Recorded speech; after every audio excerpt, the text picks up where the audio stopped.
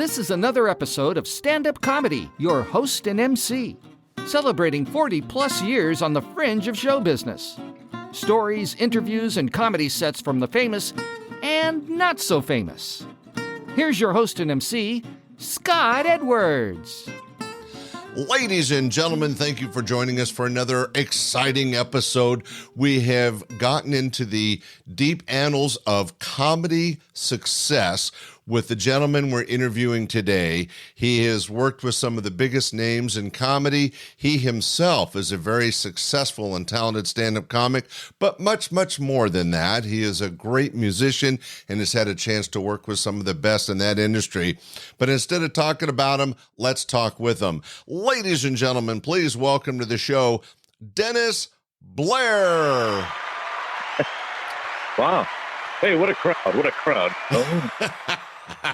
Yeah, a little Rodney right there, right? Yeah, right. No kidding. Hey, I'll tell you. I didn't know it was this popular, okay? Well, Dennis, you've been in the industry almost as long as me, maybe even a little longer, and have had a chance to work with some of the biggest names. But to kind of introduce yourself to my audience as a successful musician and a successful stand-up comic, you've done TV, movies, all kinds of amazing, fun things.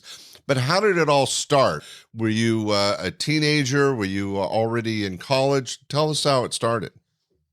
Well, let's see. Well, I mean, I guess the seeds were planted in high school because I started. I was in a study period. I always remember I was in a study period in high school, and the teacher wasn't there, and I started doing. I don't know if you remember David Fry. Yeah. So I was like obsessed with him, and I just started doing David Fry's impression of Hubert Humphrey, and it broke the class up. So I'm going, well, okay, I guess I'm funny. That was like the first. I did one thing in grammar school too. I had these little instances here and there where I said, oh, okay, I guess I'm kind of funny. So anyway, cool. So one of those guys that might have been dubbed the class clown, or at least you discovered that you could make people laugh at an early age. Yeah. So, but my main thing was music. I was a guitar player, singer, and I started writing songs when I was 12 for fun. Wow. Yeah, and there was when I was in my 20s doing this bar gig, just doing cover songs, James Taylor, Paul Simon, the Eagles and stuff like that. No one's listening; they're just talking, and I'm like getting offended because they're not listening to my art, So I just got pissed off, and I went upstairs and I wrote this parody of Staying Alive was big at the time, and I wrote a parody called "Sing It Too High," and I came back after my break and did a couple of regular songs, and then I launched this into Singing Too High, and people like stopped and they're going, I think you got the words wrong. I don't think those are the words. And I kept going, and then they started saying, I get it. He's making fun of it. And they started laughing. And I said, maybe I'm onto something. So then I started coming up with a couple more parodies. And then I came up with some patter between the parodies. So within a couple of months, I had a little 20-minute comedy act, that I could kind of do. And then I went to Dangerfield. Someone came and told me, and I moved into Manhattan a year later, and someone told me there was a guy at Dangerfield who, they have an open mic night on Sunday, and I went down to that and got on at 1:30 in the morning after following jugglers and mimes and all sorts of things. And luckily, the show went really well, and they hired me to be the opening act at Dangerfield the next week. That's how that felt. Well, so just to recap for everybody, instead of going into comedy as a comic, as a stand-up comic, you really were a musician that found that you could capture the audience by doing comedy parodies. And then, as you mentioned, the pattern between the songs, you start writing some material, start interacting with the audience, and, almost, Shazam, you're a stand-up comic. I think that's really a different way to have ended up in the career. I didn't explain to the audience, you are a East Coast comic. This was in New York. What year would this be about?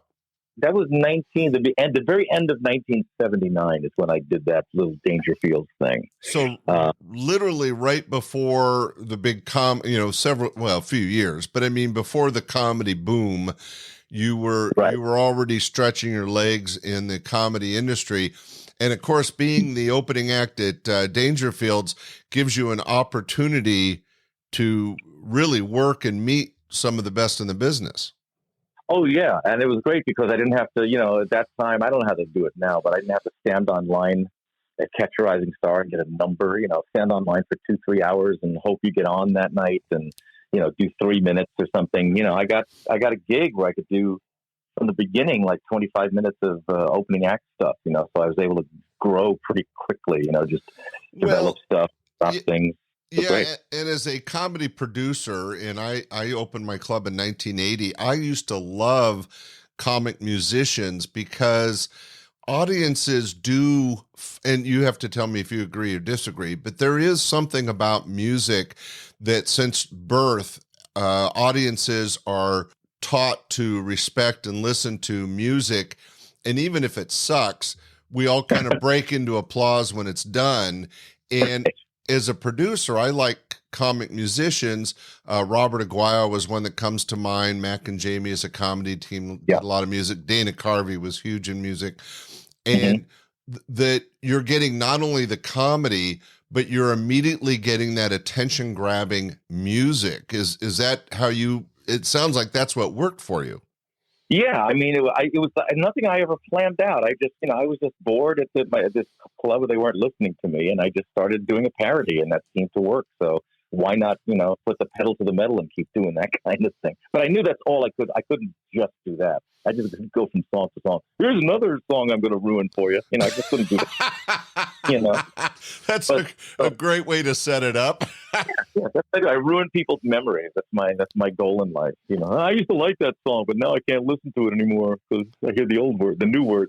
But I developed some, just played with the audience and developed some little stand up here and there that became a thing. Yeah, but the music the music is the thing that even today just gets them going, Yeah, it really is a great attention grabber. But as an opening act MC, you have to develop the skills to interact with an audience, kind of be light on your feet and be able to pivot and direct the interaction with an audience. I'm sure you learned some great comedy skills in those early days. Do you remember writing your first joke, or remember what you were doing topic-wise or joke-wise in that time? Well, I was doing a lot of the first bunch of patter because I usually opened up with Singing Too High. Then I just did some riffs on disco because people hated disco back then, and I just did stuff about like some of the disco singers, but not actually doing a parody. I was just like remember like on the drum sounds, a lot of even George Carlin told me your act is a lot of sound. I would do the disco drum and how they're all the same, and that kind of stuff. And from that, I don't remember what I wrote at that specific time, but I started doing, takeoffs on TV shows that were on and commercials that were on, and the stuff that's kind of, I guess, could be considered a little bit hacky. But when I started out, that's what I was doing just to get their attention. And then I would laugh, if they laughed at that, I'd keep it in and mixing it with the song, and always end big with I'm trying to remember. I think my ending at the time was John Denver. I ended with 2 of his songs. So that was the big ending. Wow. And it worked out. It just evolved that way. Yeah, and what's interesting, this could be a bad analogy, but it sounds like you're almost like a prop comic of music, where you're pulling ideas and parodies from life, like TV commercials, disco, and modern music, and really twisting on it. Like, Bruce Baum would take some prop and, we look at it and it's a globe of the world, but in his hands, it was 2 or 3 jokes. Right. Exactly. Yeah. And, so I guess that's kind of what I did, just wound up, doing that sort of thing. And little did I know how much difficulty it was going to create for me to get on TV shows, but that's another story. Yeah, that's one of the drawbacks of doing parodies, of course, is that because of registration rights and all that, you can't get on TV and rip off someone's song without paying them for it, at least. Right. But you've developed into a comic musician. You're already working at a great club. At what point did you decide, or did you figure out that, wow, I'm a comic and I could work more than just this room? I could tour or go out and make some money doing this? Well, again, this is the kind of thing that happens. You couldn't have planned this. I'm opening the first person I opened for that week when they said, "Hey, you want to open for Jackie Mason?" They said you want to open for Jackie Mason next week, and I said, "Yeah, that could be arranged." Yeah, that's like incredible for those that are too young to know. Jackie Mason is like the Milton Berle or Bob Hope of the time when it came to stand-up comedy. He was amazing. You might want to work with him. Yeah. Yeah, and back in my mind, I'm going, "Is this actually happening?" I just auditioned for this. This is like, I shouldn't they say come back next week and try again? Anyway, so I opened for him that the whole week, and he became a fan, and at the end of that week, I was doing my first show of the night, and Rodney comes walking in. I come off stage, and there's Rodney standing there, and it was a good show. People were clapping and laughing, and he says to me, "They obviously like what you do. What do you do?" Because he hadn't seen the show. And I told him I do parodies and a little stand up here and there. He goes, "Oh, I'm going to watch it." So he watched the second show, and he became a big fan. So now it's like after a week, I'm like, "Oh, Jackie Mason really likes me, and Rodney really likes me, and what the hell's happening here?" And then he had just finished doing Caddyshack, and he suddenly became the hottest comic in America. And long story very short, he took me on tour with him, like 3,000 seat theaters. How quick? I mean, that sounds incredibly fast, Dennis. Yeah. How much time could you do? At that time, I could do about 30 minutes because I think which is plenty when you're opening up for somebody like Dangerfield. That's usually more than they want. They're looking for 15 to 30. But so, what a great moment for you. I'm kind of surprised you survived it. That's such an overnight thing, going from, "Hey, I'm going to be the opening act MC for Jackie Mason," which is amazing by itself, to it sounds like literally months later touring with Rodney Dangerfield. I mean, that had to be scary. Oh yeah, it was scary, but I was young enough to be stupid enough to not be too scared. I mean, if I knew better. If I knew better, I would have been more scared than I was, but I just kind of like went with it, okay, yeah, that's going to be fun, And the very first show I remember was the Academy of Music in Philadelphia, and the lights go down, and people are like, he attracted beer drinking crowds and rowdy people. Yeah, he was a blue collar comic, yeah. Absolutely. So the lights go down, the crowd's going nuts already, and the announcer says, "Ladies and gentlemen, please welcome to our stage, Rodney Dangerfield's opening act." And they didn't hear the act part. That's a horrible intro. Horrible intro, which I learned from very quickly to change. And I come strolling out, and they go from going crazy to like, "Huh?"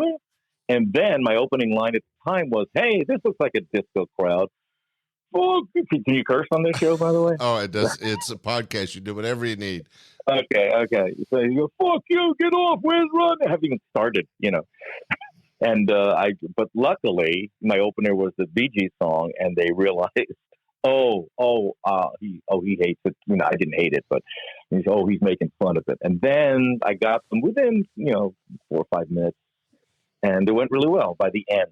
So, did you intro Rodney, or did they have the MC do it? Did you become, like, I had a chance to interview Tom Dreesen, and Frank Sinatra got so close that he did most of Frank's intros? No, I think there was an intermission. So, I said, "Thanks." Oh, an intermission. Rodney. Yeah, and then I wouldn't have recommended that. Any sort of production, you want to keep that comedy energy flowing. Right. Yeah, I could be wrong. It was so long ago, but I seem to remember like all Rodney shows had an intermission. So, and he was, like you said, a huge celebrity almost overnight with Caddyshack. So it wasn't like he needed a warm up. It's just that normally in a comedy production point of view, you want to keep the energy, keep everything flowing with as minimal a break as possible. But with a celebrity like Rodney, of course, he immediately captured and probably didn't care that people were coming back from the restroom or the snack bar during his opening. But right. That would be just so amazing, Dennis. What a lucky, I'm going to say this with all honesty. What a lucky man you are that happened. Now, I'm going to say that it only happened magically because you obviously had some talent. Well, he liked, he like I said, he became a fan, and he liked he thought I was funny on stage and off, and we got along. We developed a relationship. I went to his house a whole bunch of times, and we wrote together and stuff. But yeah, but from the beginning, he just, for some reason, we clicked. And what I did not interfere at all with his style of comedy. My little dopey songs and parodies and his one-liners, Well, also, we should explain to the audience that there's nothing more energizing to an audience than comedy music. In other words, it's tough enough as a monologist to get the audience on that rhythm of comedy, laughter, but music really helps. And sure. I'm sure he found you a great opening act in the sense of getting the audience in the rhythm. Mm-hmm. Yeah, it seemed to, like I said, it seemed to work with his show, and people always ask me, "You're a comic opening for a comic? How does that work?" Because the comedians, and I've opened for a whole bunch of comedians. The comedians I open for, there's no conflict in their style because I'm a musical guy. So it gets the audience and uplifts the audience. It gets them in a good mood. So that's what they want. That's what the headliner wants. And it gets their attention and gets them laughing and stuff. Well, Dennis, that's an amazing start to a career. Any fun moments with Rodney that would be worthy of sharing? I'm sure there was lots, but is there anything that stand out? Well, my favorite all-time story is Roger Ebert, the film reviewer, came to a show in Chicago, and he enjoyed the whole show, and he invited both Rodney and me to dinner at the Pump Room. Which is kind of a fancy place. So we go to eat dinner, and I'm sitting next to Roger, and he's on my left, and Rodney's at the end of the table on my right. Now, when Rodney ate, his eyes glazed over. He was just interested in eating, did not want to get engaged in too much conversation. I didn't know that. So it turned out I'm doing most of the chatting with Roger Ebert. And, we're getting to this point where he's talking about movies. He's going, the Stanislavski method, of course, is the preferred method for many actors, but I prefer the method. He's going on with these theories of acting. And Rodney is listening to this with his eyes glazed over. And he finally puts down his drumstick and he says, "What's all this bullshit about acting, man? If you want to be mad, you act like you're mad. If you want to be happy, act like you're happy. It's all bullshit. Pass the fucking gravy." Well, that was one of the things I think people loved about Dangerfield is that he was so plain spoken.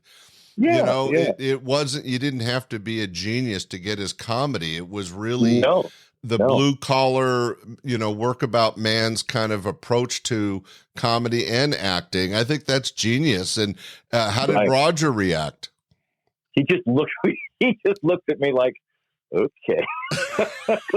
I guess he was into his theories, But I don't remember much after that, but I really had to stifle myself. I had to put a napkin in my mouth almost to stop from laughing because it was such a funny moment, It's like this renowned TV reviewer.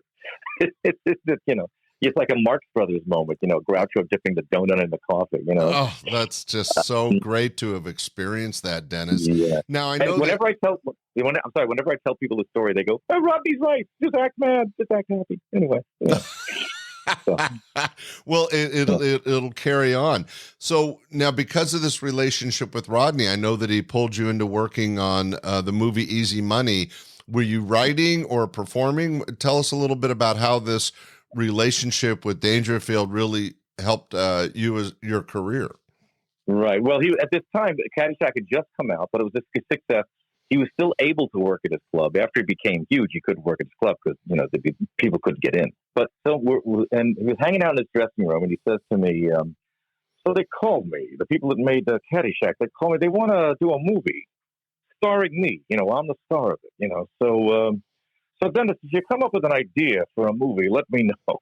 Yeah, I'm doing comedy, 3 months? I've gone from opening for Jackie Mason to opening for Rodney. We weren't doing the theaters yet, but to now all of a sudden, the hottest comic in America is asking me to come up with an idea for a movie for him. I ran 4 blocks to my apartment where I was living, and I just paced and paced and paced, and I just came up with the idea for Easy Money. Which was, his mother-in-law, who hates him, says he'll give him $10 million if he stopped smoking, drinking, and gambling for 1 year. He liked the idea. He gave it to two writers, P.J. O'Rourke. I'm sure you've heard of him. The guy who does essays and books and stuff like that. Right. He's Pat. But and Rodney's manager's husband, Michael Endler, they were assigned to write the first draft. They write the first draft. I get a phone call from Rodney going, "I just read the script they gave me. It's a piece of shit." I go, "Really?" He goes, "Yeah, I want you to read it. I want you to tell me what you think. I think it's a piece of shit. I want you to tell me what you think." So he sends the script over. I read it. It's the first draft. It's not perfect. It needs some work. But I say, "Rodney, it's okay. It's not the greatest in the world." He goes, "That's what I thought. That's a piece of shit. I want you to write on the movie." I go, "Oh, okay." Meanwhile, so we cut it to Rodney, our first writing session at Rodney's apartment. The two writers come in and they're glaring at me because I have no idea he told them. He went back and told them, "Dennis agrees with me. It's a piece of shit. I want him on the movie." Threw you right under the bus. Right under the bus. And so I'm with these two writers and I'm all friendly. "Hey, how you doing? We're gonna write." And they're just glaring at me like, "Fuck you," and I don't have no idea why. And I found out later Rodney had told them that, and I said, "I never said that. It was a piece of shit." But that was our first experience. But we sat around the table for like 2 years and writing this movie, coming up with Easy Money. That's how that happened. Wow. I mean, Dennis, your career meteoric rise is amazing. I've heard some like so-called overnight success stories, but none for comedy that have panned out this well. What an amazing opportunity. And you must have just been having a blast and making some money. Yeah. I mean, we did the theaters and Rodney was a decent, he wasn't cheap on the pay scale. So I was doing fine and not amazingly fine, but fine enough to be very happy. And then like the movie, I got a little screwed on the paying of the movie because I wasn't Writers Guild or they had to put me in Writers Guild. I don't know what the deal was, but I didn't care because I was on the set of a movie almost every day with Joe Pesci and, all these amazing actors, and if they needed a line, they'd go to the writers. The writers were there. We give them a line. So it was just an amazing experience. That's just crazy, Dennis, and how thrilling for you, and to happen so fast. Now you weren't a kid anymore, but still in your 20s, this would be very scary for a lot of people, and I think it's admirable to you that you were thrust into these unique situations, and as you said, you just kind of went with the flow. But there's some that would not have survived as well as you did. So congratulations on that. Now, well, thanks. You're still doing music, and of course, it's part of your comedy act. Where did you end up interacting with? You did some work with Paul Anka, Three Dog Night, the Beach Boys. How did that fit into your musical life? Because you started off as a musician. You're thrust into comedy and comedy writing. Was the music kind of your mental balance? Well, when things were going amazingly, like, the whole period with Rodney and the people that I opened for, it was like I kind of put the music on a back burner. I didn't play the clubs I didn't do those dives, those bars playing as a guy, singer, songwriter kind of deal. I didn't do that anymore. I still kept writing music. I still kept writing songs here and then, but I was really concentrating on becoming a better comic. So, as far as writing and performing, that's what I was focused on. So you did backburner the music and really focused on your comedy writing. Did you find that writing for the movie and for Rodney helped improve your own personal stand-up comedy? Oh, yeah. Yeah, absolutely. And, all those things contributed, writing for the movie and having to come up with funny jokes and funny situations, hopefully. And then like going on the road with him, and I still did the club occasion, though not very much anymore. But, I still tried to do as much interacting with the audience as I could because that's how I write a lot of stuff. I write on stage. I'm not really a stay-at-home kind of writing. I've done it, and I can do it, but mostly it's like, I come up with an idea on stage from either like a participation with the audience or just getting something that comes to you on stage. Something about being on stage and performing just heightens the brain muscles or something.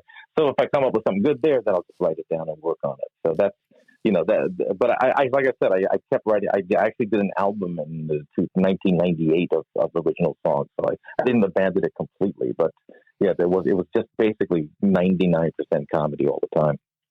Well, and for good reason. I mean, you're making a living. You're having some just absolutely amazing experiences, and getting a chance to work with some of the biggest celebrities and actors and people in the business. It's no surprise that it overwhelmed your life for a bit. How did the George Carlin connection come in? Because I know everybody knows that Carlin is one of the stand-up comedy gods. He's different than you, and that he's a straight monologist. No gimmicks or music in his act. How did the relationship with George start? Well, through Rodney, let's just go back a little bit. Through Rodney, I got this great agent named Fred Suss, and he started booking me, because people started knowing me. Oh, this guy is pretty funny. He opens for Rodney Club. So he started getting me bookings, opening for different people. That's how he got me. Well, he didn't get me Joan Rivers, but to Tom Jones, and Paul Anka. That's how I got Paul Anka. And so you were opening for. I'm sorry, I thought you did music with Paul and in some of these other bands. You were comically opening for them. Yeah, no, I was this is all opening for people like that. I was all comedy, that makes more sense. And again, comedy music is a great opener for a band, because the people are there for music, and you're not going to step on the celebrity like, Three Dog Night or Paul Anka by doing a riff on disco. So right, exactly. Yeah, okay. And I have developed a bunch of stand-up by that time too, so it was like more like half and half. So I had both elements in it. Yeah, so this guy, that kind of versatility though made you valuable, Dennis. I just wanted to say that. Okay. Well then, anyway, so leading to this, agent calls me up one day and says, "Hey, you want to open for George Carlin for 3 months?" Just out of the blue. I'm going, what's happening with my life? And I go, "Yeah, let me think about it." No, I'm I'm doing that. So, so I'm there a week later. I'm in Omaha. I never met George. And pacing in my dressing room downstairs going, I hope this works out. The door opens upstairs, the theater door, and I hear him just yelling, "Dennis, where the fuck are you?" I'm going, "I'm down here." And it's George. He bursts into my dressing room and goes, "Hi, I'm George." I go, "Hi, I'm Dennis." And he takes a whole bunch of my deli tray carrots and says, "I'm taking about 50 of these. Fuck you." I said, "Go ahead." And I just like he'd known me for like 50 years or something like that. And we just bullshitting. He goes, "Okay, well, I'm glad to have you, and have a good show." And okay, that just happened. And I go out on stage and I do the show, and thank God it went well. And I come off stage and nobody's there. Like George isn't watching. I don't know if he's. I'm going, "Oh shit, is this a bad sign?" And about 2 minutes later, I'm heading back to my dressing room. I hear clapping coming from behind the stage, and it's George like applauding me, going, "That went fucking great. We'll see you tomorrow." So okay. So, I finished the 3-month tour of theater. I'm going to interrupt and just say that, to us in the industry, George Carlin was one of those groundbreakers, and as I alluded to, kind of a stand-up comedy god, and getting the opportunity to open for him. And I think what's interesting and I'm saying this for the sake of my audience, Dennis, because I've worked with a lot of celebrities, is that when you're the fan, you are overwhelmed by the celebrity of somebody, but the celebrity isn't that person. They're just people. And George was approaching you like, "Hey, I'm a comic, you're a comic, we're going to be working together." And that might seem unreal to a fan or to an audience member, but in the business, that's really mutual respect, your peers. And even though he's Carlin, which is godlike, the fact that Dennis Blair is there with him, he doesn't think of himself that way. He's just a comic. He's just a person. Yeah. And I wanted to explain to the people that kind of start to the relationship so epitomizes dealing with celebrity. Yeah, it's amazing how all these people, the comics especially, are just like, they put you at ease. I mean, of course, before I met him that night, it was like, "Oh my God, look what's going to happen," And then like that incident of him like opening the door, never met me, going, "Dennis, where the fuck are you?" It's like, what? You know who you are? Yeah, he didn't stroll in floating on a cloud or anything. No, and obviously he knew how great he was. I mean, he's got thousands of people come to see him every night.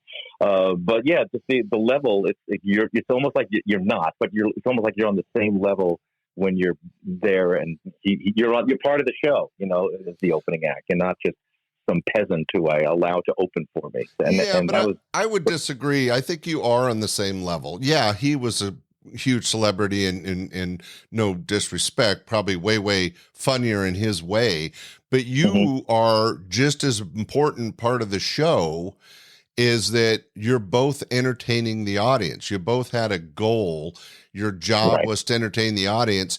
And in that respect, you're equal peers, because if you don't do well, if you don't entertain the audience, it really affects the beginning of, no matter how good he is, it's going to affect the beginning of his set. So, the audience needs to understand that that to the audience, you're both taking up time and you're entertaining, and you are maybe not equal in celebrity, but you're equal in entertainment. And I think that George knew that. I think you learned that. And I think it's amazing that you got this opportunity. Now, obviously those 3 months went well, because I believe over the next decade plus, you continued to open for Mr. Carlin. Yeah, well, after the 3 months were over, he said, basically, we were like having dinner or something like that, me and him and his manager, and he said, "So you want to stay?" That was basically his conversation. And I said, "Yeah, I think I can fit this into my calendar, so I'd be happy to stay on." And it wasn't you want to stay for 3 more months. It was just you want to stay. So however long that was going to be, and it turned out to be 18 years. So, 18 years, Dennis. Yeah. That is incredible. Most of us in the industry would beg and borrow anything to have 18 minutes with George Carlin. And to be able to open for him for 18 years, what a gift. And I bet you just learned so much about celebrity and comedy and everything. Mm-hmm. Yeah, well, and writing too. I mean, that first night I was, when he said, "Hey, this is going to go well," so I went out to the audience, and I hadn't seen his live show. I don't think ever. I don't think I'd ever seen him. I had the albums and everything, and I watched on TV, and I'm like feeling pretty good about. Okay, I did pretty well. I'm feeling pretty good about myself. And then he comes out and opens with, here are some people I can do without, and proceeds to do a list of 10 hilarious bits about people he can't stand. My favorite still being a dentist with blood in his hair. Well, and I'm sitting there feeling small, going, okay, this is what a writer does. This is what a guy, because it's stuff I'd never heard before. Albums, TV. I never heard any of the stuff in that show. I was like, ooh, maybe I should start writing more. So that was a big step for me. Well, no one's going to take away from the fact that George Carlin was a comic genius, and obviously he didn't use some pool of writers. It all came out of his brain. And having 18 years to tour with him and be able to experience and learn from that, and I mean, just congrats. That is just such an amazing opportunity. I mean, I just think starting with Jackie Mason and then working with Rodney and now with Carlin, I mean, you have to be one of the best trained comics ever. Yeah, it's a great training ground, And then before George, it was Joan Rivers for 2 years, and Tom Jones for a year, and in the midst of all that, I was getting booked to one nighters or weekends with other celebrities. So I mean, I don't know how many you've worked with, but 150 is the number around that I've come with over that period. So there was something to glean from all of that. Each one of those. I'm sure it doesn't matter, but you win, Dennis. Well, I'm glad. That was the reason I came on this podcast. I wanted to win.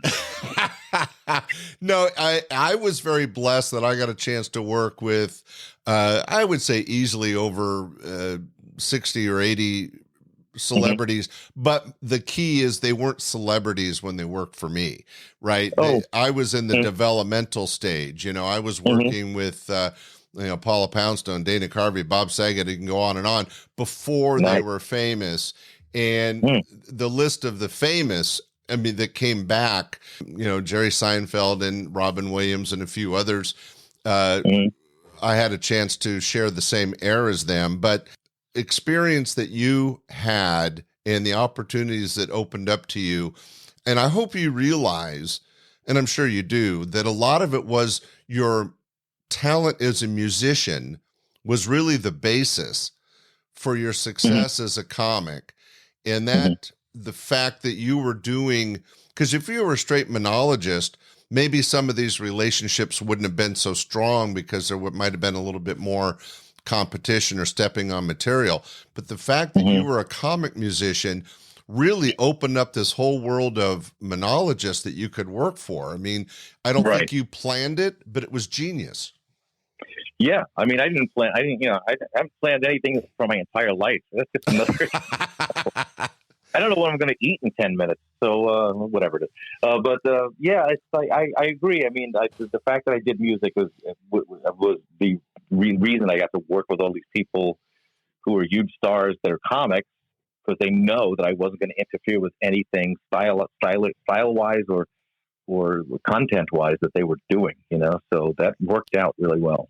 And I want to also share with the audience that may not understand this aspect of show business. You're touring with George Carlin for 18 years. You're touring with Rodney Dangerfield. You mentioned Joan Rivers. But these gigs go on for, maybe several months, but they don't encapsulate a whole year. So you still have time around those particular bookings to open up for Paul Anka or the Beach Boys or Three Dog Night. You're still able to do other work.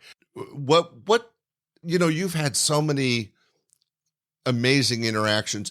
Was there ever a time that you were a little overwhelmed with somebody you met or worked with? Oh, you mean just like starstruck kind of deal? Yeah, but people like us would never show it, but still inside you're going to feel it. Well, it's funny. I maybe because I started at such a high plane with the level of people that I got to open for, that, Beach Boys, for instance, it was not like I was a fan, but I'm a much bigger fan of the Beach Boys now that I've got delved into their music more. But at that time, I liked them. I liked them, but I wasn't like, oh my God, it's the Beach Boys. And in Lake Tahoe, we'd hang out kind of in the dressing room, and Brian was kind of there, but not there. And, I know what that means. And they were just kind of weird in their own way, which was great. I thought that was great. And Carl was the nicest person. And again, it was like what we were just talking about. It's like they didn't flaunt their celebrity. It was just like, oh, okay, we're working together. Right. I'll tell you the guy that I did floor me. So I was at Dangerfield. I was opening for Sarah Vaughan, and I'm about to go on, and one of the waiters comes over and he says, "Don't be nervous, but Paul Newman's in the audience." Now, I've seen like every Paul Newman, and that's a movie star. Okay, I haven't gotten to meet a lot of movie stars. So I'm like, okay, thanks for telling me. Really, I'm not nervous now. But I do the show, and that was nice of him to raise your fear level. Yeah, put me right in. I think I threw up and then walked on the stage, I believe. Did the show. Luckily, again, the show was good. The crowd was good. I come up. I'm heading downstairs to the dressing room. The same waiter comes running up. He goes, "Dennis, slow down. Paul Newman's running after you." I went, "What?" Yeah. And then all of a sudden, out of the blue, Paul Newman's there, and he's shaking my hand. Goes, "Hi, I'm Paul Newman." I go, "Hi, I'm Dennis Blair." And I lost. I mean, I went to another place. Yeah, that's hilarious. Like, "Hi, I'm Paul Newman." Like the whole world doesn't know, and you're funny. Well, I'm Dennis Blair, who he just saw. Yeah. But again, he's not like doing a star thing. He's like looking right at my ass, going, "So that was great. How do you do that? Do you do the same jokes every night? Do you write all the time? Do you write all?" He's like asking me these questions, like he's Barbara Walters, and I don't know why I'm calm, because inside I'm freaking out, but I'm going, "Well, Paul, it's kind of like acting. You just kind of get up there and do the same jokes, but you're playing a character." And I'm like, "Shut the fuck up! What are you talking about? I'm talking to Paul Newman." And I'm trying to and he's grilling me for like a full 2 minutes, and people are going, "Can I have an autograph?" No, I don't do that. Anyway, Dennis, so you're going to be here again? And then, he goes, "Well, thanks. That was a great show." I go, "Okay, thank you." And he goes downstairs, and that was a moment where I went, "Holy fuck, that doesn't happen." That's pretty special. I mean, congratulations, Paul Newman. That's and like you, I don't know if people realize, but actors, even the really famous good ones, always wish they could do strong comedy, or a strong comic wishes they could be a good actor, or a strong actor always wishes he could be a good musician. You know what I mean? There's always a little bit of artistic envy. You know, like you could be Paul Newman, world famous, amazing actor with so much success that, you know, the world knows him. And yet he was envious of you're able to get that audience in your hip pocket through your comedy and your music. And I think that that's an important point to share with everybody, is that when it's kind of like what we talked about earlier, when it comes down to entertaining an audience, whether you're a huge movie celebrity or a huge comic celebrity or just the guy with the guitar, you're their peer for that moment. You're doing the same job, which is entertaining a group of strangers that have a paid expectation to be entertained. And I just, I would probably have done what you did with Paul Newman, but still, I would be like 6 inches off the floor. I might have been. I didn't check my feet at the time, but who knows, you know? Wow. I think that the couple times that I might be able to relate is I had a chance to book and work with Graham Chapman from Monty Python, and I was a huge star, a huge fan of his. And then Tommy Chong of Cheech and Chong worked for me a couple times. And most of the other guys that, you know, people go ooh and ah over, you know, Ray Romano and all these others that I've name dropped, they started at my club. So, you know, I was their boss. So it was a different relationship. When Graham Chapman or Robin Williams came to my club, they're already established celebrity, you know, and that's when I was a little in awe and really enjoyed those moments. But nothing compares to the life you've had. Now, you mentioned Joan Rivers. You opened for her for a couple of years? Again, one of those out of freak moments where I had been working with Rodney, and I get a call from Joan's manager going, "This is Dennis Blair. This is Bill Samet. I'm Joan Rivers' manager. We hear you're pretty good. You want to open for Joan for 10 days?" Now, the problem there was Rodney hated Joan, and I was now working pretty exclusively with Rodney at the time, and I said, I'll check. You know, I'd love to, but I'll check with Rodney because, you know, I don't want him to fire me because I'm working with Joan. Right. It's a long story. He felt he was stealing his joke. She was stealing his jokes or something. But anyway, so I said, "Yeah, Rodney, the Joan Rivers people called and they wanted me to open for her, but I kind of turned it down because I know you." And he goes, "No, man, you can't turn that down. She co-hosts the Tonight Show every once in a while. You gotta do it." I said, "Are you sure?" He says, "No, I'm not going to hold you back." I go, "Okay." So I signed a contract for the 10-day gig. 2 days later, Rodney called and he goes, "I've been thinking about it. I don't want you to work with it. I don't want." Did he really? Yes. Talk about putting you in an awkward position. No shit. I said, "Rodney, I signed a contract." You know, "Well, I prefer that you don't." You know, so I'm like going, "What the fuck do I?" And I go, "You know what? If she can, I got to take a chance." You know, so I worked with her, and he got pissed off, but he got over it a little bit until something else happened way down the line. And that's another story. Then I did 10 days, and they kept hiring me after that. By that time, I think Rodney moved on. You know, the Joan Rivers thing happened, and another incident happened. Rodney had a crazy side, and he would turn on people for reasons that were people that aren't in the industry. You know, a lot of these celebrities, you see them on TV or on stage, and I'll give you a great analogy. Robin Williams is, you know, a genius on comic stage, machine gun style presentation of his entertainment. But when he was backstage, he was very shy. He was quiet, very demure, right? So there are stories about Rodney having this other side that Right. you would see because you toured with them, but most of the public wouldn't be aware of. Exactly. And he was very unhappy. That wasn't a happy guy, so you put that in the mix. But anyway, so anyway, Joan Rivers lasted 2 years, and one of the great things about that gig was, for some reason at that period, this is the mid '80s, she was using two opening acts. She would use me and the incredible Gary Shandling, who had been touring with her. Yeah. Oh, so both of you were opening. Both of us were opening, and she considered me the musical act, and she wanted to make it more musical, so she wrote charts for two of my ending songs with a full orchestra. So I was ending my show with John Denver with a full orchestra behind me. That's incredible. And did she put you in the middle to break up between Gary's monology and her monology? Yeah, Gary first, me second, because then she'd come right as soon as I came off stage. She'd right out, and the audience would, then the orchestra would play her music. Right. In a comedy production, I often use magicians or jugglers or variety acts in the middle to break up the monologist. Just a quick side story, Dennis. You and I have a connection with Joan Rivers. You toured and opened for her for 2 years, and I was actually sitting in the Comedy Club store on Sunset Boulevard. The act on stage was Gary Shandling. Okay. And I'm in my booth with like 4 women being stupid and drunk and having fun. I'd seen Gary's act 1,000 times. I wasn't really paying attention. And I was apparently being a little loud. All of a sudden I hear this shh. And I'm like, what the fuck?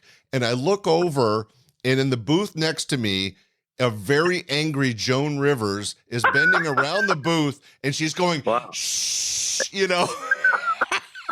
I got shushed by Joan Rivers. Wow, that's hilarious. That's so great. Now, was this before he was touring with her, or was she like auditioning him or something, you think, or you don't know? I don't know the timeline, but to give you a little history, I opened my club in August of 1980, and my first headliner was George Wallace. And the opening act had just flown out. It was his first road gig. I paid him $150 for 7 days of work, was Gary Shandling. Oh my God. Okay. Wow. So, this was many years later. I'd seen Gary had worked for me for 30 times at that point. So I knew his act. I was at the store checking out comics and kind of trying to impress young ladies. And Joan, I don't know if she was there as a fan or checking him out, but she was not happy with me. Right. That's such a great story. That's right. Respect the comic, right? Right. Yeah. No, I was the bad guy in this story. I was definitely, I was in the booth closest to the stage, and I had a couple drinks and was out of hand. But that's I sucked it up, and when she shushed me, I shut up. Okay. Very good. Good boy. Good boy. Yeah. So, Dennis, you've had this amazing career. I know that it led to some TV and some other work. I know you did some writing on Easy Money. And did you ever get paid for having the idea? Or was that just... No, I got screwed out of... Yeah. What about some of your other experiences? Because you're interacting with all these celebrity. What was your opportunity to get a little bit of fame besides opening up for these guys? Well, Joan did get me on the Tonight Show twice. Awesome. Because I couldn't get on with Johnny. Jim McCauley, who was the booker, came to Rodney told him to come see me at the Comedy Store, and I had a set, and it went well. And then I came off. Jim said, "Well, Rodney's right. You're very funny, but we can't do parodies on television." Which led to me developing some public domain songs, songs that everybody knows, but they're not copyrighted, and that helped me. And so, and Joan was always fighting to get me on, and finally, they were just afraid of musical acts, but finally she got me on, and I did too, and that was really another experience, which was. I can't believe it. Did you get to feel a little bit of that celebrity? I mean, already you're a celebrity compared to normal comics because of who you're opening up for. But being on the Tonight Show twice, and back in those days, the Tonight Show really had an impact. It did, yeah. Not like the last decade or so where you could do, I know comics have done 6 or 8 Tonight Shows and still nobody knows them. But back in those days, if you had a couple good sets on the Tonight Show, you could be somebody. Yeah. So yeah, well, yeah. I mean, it didn't catapult me into any sort of famous thing or anything, but I didn't care. I mean, I was so happy with what I was doing already. Opening for people. It's great. One of the great things about people, you ever wish you had got your own sitcom, or you ever wish you were the headline? I said, you know what? You open for somebody, you got 1,000, 1,500 people in the audience. Most of the time they enjoy your show, and then you go to the hotel and you don't have to worry about ticket sales or how that kind of stuff, or how your tickets falling off, or There's a lot of pressure being the star, that's for sure. Yeah. So I was thrilled. I loved. And it sounds very similar. I've had a chance to interview Tom Dreesen, and he was the same thing. He got lots of TV show and other opportunities when he was opening for Frank, and he goes, I'm opening for Frank Sinatra. Yeah, right. Yeah. There might be other shit out there, but who cares? Right. And plus he got to do Letterman. I mean, he was friends with Letterman, so we got to do that show all the time. So that's great. I mean, he's probably not a household name, but people know who he is, Right. I mean, but the main thing is just to do it and keep going, and not worry about that other shit. Dennis, you had such amazing career from your early 20s all the way through, and you're still performing. What is it that gets you excited now, or what's coming up for you in the next year or so? Well, I've been in Vegas for almost 10 years now. So the last person I opened for, oddly enough, was Norm Macdonald. So that was about 2 years ago. But I don't have an agent anymore. I book myself, and that's fine. I'm kind of slowing down a little bit. But the Comedy Cellar here in Vegas, they book me a lot. Like maybe 6 times a year. So that's been great. Then I still go and have these little one-nighter road gigs, and I have my favorite clubs. I have 2 or 3 clubs that I still do that I really love doing. And now I'm putting out. I'm concentrating more on the music, on songwriting. And again, it's not going to get me anywhere. But I love doing it. I put albums on Spotify, and I get like over 30,000 streams. So that's something. That's amazing. Yeah. So you're still a huge success, Dennis. And I think that after your, triple decade worth of successful opening up for some of the biggest names in the industries, both music and comedy, you're probably not having to worry about, where your next meal's coming from. So at this age and with your financial security, it gives you that opportunity to do what you really enjoy. And like you said, if that's producing and writing music or just working at the few clubs that really mean something to you, I mean, in my mind, that makes you a huge success. Can't complain. I really have no complaints. Yeah, it's been fun. It's still fun. It remains fun to do that and get out on stage and perform. And I'm producing shows here now too. I got a jazz show of my own coming up in January, and then I'm doing I'm getting pretty big in tribute shows. Simon and Garfunkel and Crosby, Stills and Nash and stuff. So I'm doing that too. That happens. Are you producing or performing or both? Both. Wow, that's a huge step. Yeah, and they sell out. I mean, it's the over 55 community that come to these shows, but they love the artists that I do. So they're packed. They're packed houses. Well, so there you. No surprise what a huge success you are, Dennis. You're hitting all the right notes, as they would say, and being in Vegas and being able to bring together the shows that help you connect with your audience and give you a chance to have fun and make a couple bucks is amazing. Why don't we, so everybody out there, keep an eye out for the name Dennis Blair, especially if you're in Vegas. Keep an eye out for some of those music appreciation shows. But what are some of the clubs you like to work? Well, the Comedy Cellar, like I said, I love the Reno Laugh Factory. I do that once a year. Okay. I also love McCurdy's in Sarasota, Florida. Which you get to do. Les, who owns the place, he's a really funny comic, and he comes out and does 25 minutes, and then like the rest of the night is yours. So I get to stretch and do my 55-minute or hour show, and I do that once a year. And there's another place that I'm looking into the next year in Phoenix that I think I might like to do. So that's 3 that's 3 or 4 right there. So those are the ones that I concentrate on. Well, we have fans all over the world, and the people near Sarasota and near Vegas and near Reno, keep an eye out for Dennis Blair. You're not going to want to miss his show. Dennis, it's been such an honor to get a chance to swap a couple stories and hear your amazing career line. I got to tell you, I've had a chance to interview quite a few comics, especially the what we call the famous and not so famous. Mm-hmm. And your career has really been amazing. Congratulations, and thank you so much for sharing it. Oh, thanks. My pleasure. Thanks for having me on the podcast. Appreciate it. It's been my joy. Well, ladies and gentlemen, this has been Dennis Blair, comic, musician, outstanding career, and we're so happy that he shared it with us. Stay tuned. We'll have another great show next week. Dennis, thanks again for coming on the show. You got it. Anytime. Thank you. Ladies and gentlemen, I hope you enjoyed that special interview with comic musician Dennis Blair and his amazing career. But as we end all of our special interviews, we have a little bit of stand-up comedy for you by Dennis. So sit back and enjoy Dennis Blair live on stage.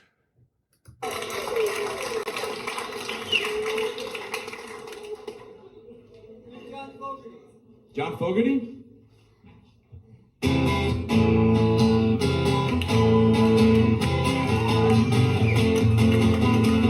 Left a good job in the city. What am I, an idiot?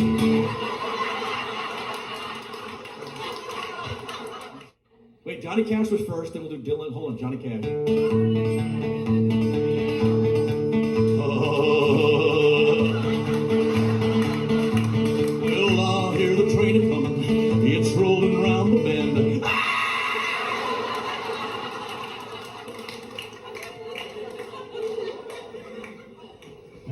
Bob Dylan's ex-girlfriend was actually suing him because she claimed she helped him write his songs. It's like, what the hell would that be like? Honey, should this line be, yeah? Or, hey?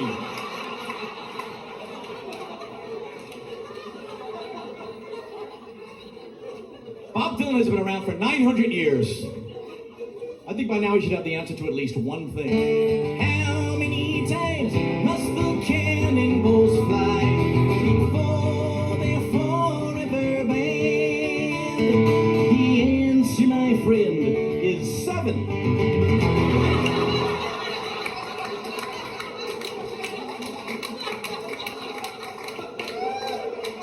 I'm sorry, who else did we have? James Taylor. Oh, yeah. James Taylor's got that mellow thing happening. It's like no matter what the song is, James can make it sound horribly depressing. Zippity-doo-dah, zippity-ay-oh.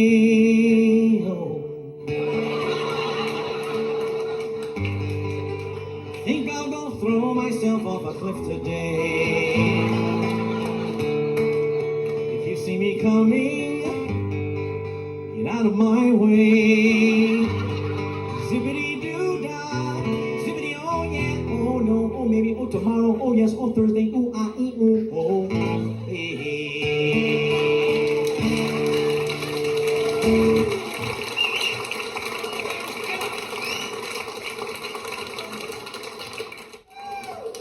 Oh yes, and James Blunt, my all-time new favorite.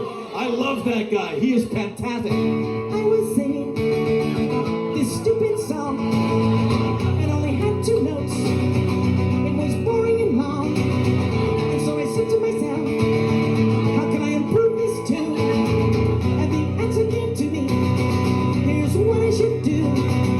Add 1 more note. Add 1 more note. And then you'll surely see, instead of 2, there's 3.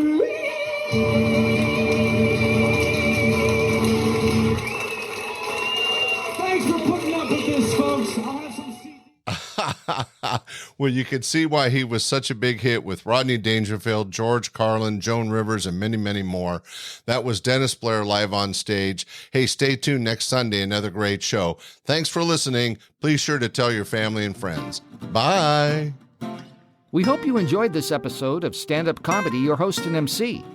For information on the show, merchandise, and our sponsors, or to send comments to Scott, visit our website at www.standupyourhostandmc.com. Look for more episodes soon and enjoy the world of stand-up comedy. Visit a comedy showroom near you.